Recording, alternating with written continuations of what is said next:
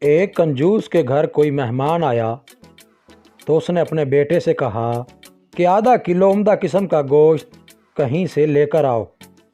بیٹا بازار گیا اور کافی دیر بعد خالی ہاتھ گھر لوٹ آیا۔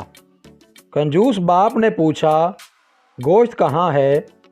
بیٹا بولا، ابا جان میں کسائی کے پاس گیا اور اسے کہا کہ جو سب سے عمدہ گوشت تمہارے پاس ہے وہ آدھا کلو دے دو۔ کسائی نے کہا، بے فکر رہو، میں تمہیں ایسا گوشت دوں گا کہ گویا مکھن ہو۔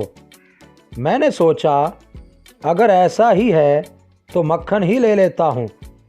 میں نے کسائی سے گوشت لینے کا ارادہ ترک کر دیا اور سیدھا مکھن والے کے پاس گیا اور اس سے کہا کہ تمہارے پاس جو سب سے عمدہ مکھن ہے وہ دے دو۔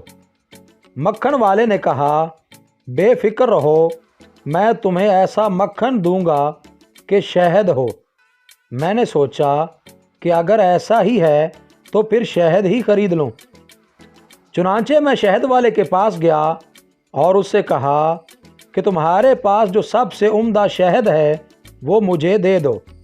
شہد والے نے کہا، بے فکر رہو، میں تمہیں ایسا شہد دوں گا گویا کہ بالکل صاف شفاف پانی ہو۔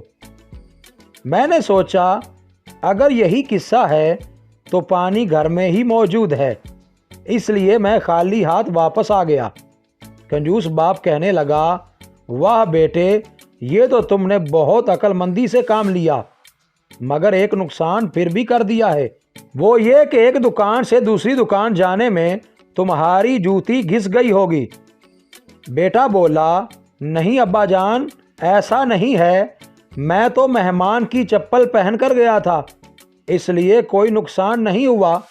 بیچارہ مہمان جو بڑی دیر سے کھانے کے انتظار میں بیٹھا ہوا تھا فوراً اٹھا اور اپنی منزل کو روانہ ہو گیا کہ کہیں دوسرے وقت کے کھانے کے انتظار کے لیے مزید تکلیف نہ برداشت کرنا پڑے۔